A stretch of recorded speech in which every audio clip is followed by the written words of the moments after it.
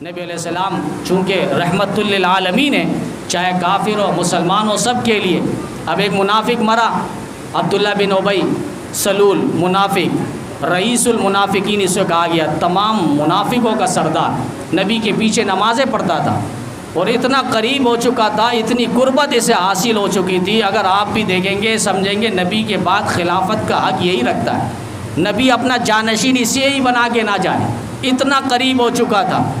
لیکن اندر اندر وہ کاٹتا تھا مسلمانوں کو، اور یہاں تک کہ جب احد میں مسلمان شہید ہوئے، 70 صحابہ شہید ہوئے، یہ آگے سے کہنے لگا میں نے تو کہا تھا نا تمہیں نہیں جاؤ اس نبی کے ساتھ۔ 300 اپنے یاروں کو لے کر آ گیا تھا راستے سے، نہیں گیا تھا نبی کے ساتھ۔ وہاں اس نے جدائی اور بے وفائی کی، تہمت لگائی حضرت عائشہ صدیقہ رضی اللہ تعالیٰ عنہا پر، اور اس نے کہا احد کے میدان پہ نہیں جاؤ، میں نے تو کہا تھا عندنا ما ماتوا وما قتلوا، ہمارے ساتھ رہو، اس طرح تم مارے نہ جاتے، تم اس نبی کے ساتھ جاتے ہو تمہارے لوگ جاتے مارے جاتے، نہیں جاؤ، تمہارا بھائی مارا گیا، تمہارا والد مارا گیا، تمہارا بہنوئی مارا گیا، نہیں جاؤ۔ عندنا ما ماتوا وما قتلوا، ہمارے پاس رہتے تو کبھی مارا نہ جاتے۔ اس طرح پروپیگنڈا کیا کرتا تھا یہ۔ اب یہ مر گیا، بیٹا چونکہ عبداللہ صحابی تھا، نبی علیہ السلام کا وفادار تھا، اس کی چاہت تھی نبی علیہ السلام اپنی چادر دے دے میرے والد کو میں کفن پہ لپیٹوں، نبی علیہ السلام نے دے دیا۔ پھر اس نے کہا آقا میری تمنا آپ جنازہ پڑھائیے۔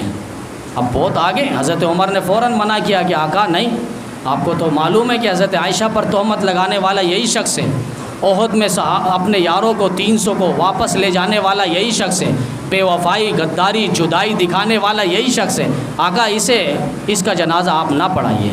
ولا تصلی علی احد منهم مات ابدا ولا تقم علی قبری۔ نبی علیہ السلام چونکہ چلے گئے، عمر روک رہا ہے، عمر کوئی مسئلہ نہیں دیکھ لیتے، گئے جنازہ پڑھایا، نبی علیہ السلام آ گئے، فوراً اللہ کا حکم آیا ولا تصلی علی احد، قرآن کی آیت ہے، حدیث نہیں ہے، قرآن قطعی ہے، نص قطعی ہے، انکار زبر زیر کا کافر ہو جائے گا۔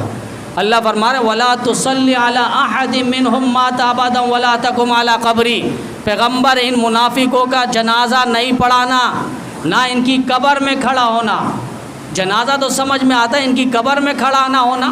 فرمایا ہاں آپ کا وجود بابرکت ہے، آپ کھڑے ہوں گے، آپ پر رحمت کا نزول ہوگا، برکت کا نزول ہوگا، کہیں ایسا نہ ہو ان منافقوں پر برکت آئے، ہمیں اتنا بھی برداشت نہیں ہے۔ اللہ فرما رہے ہیں استغفر لهم او لا تستغفر لهم ان تستغفر لهم 70 مرة فلن يغفر الله لهم۔ قرآن کی آیت دیکھیے اللہ کیا کہہ رہے ہیں، آپ استغفار کریں نہ کریں، ان کے لیے بخشش کی دعائیں کریں نہ کریں، 70 مرتبہ بھی ان منافقوں کے لیے آپ دعائیں مغفرت کریں گے تب بھی میں ان کو معاف نہیں کروں گا۔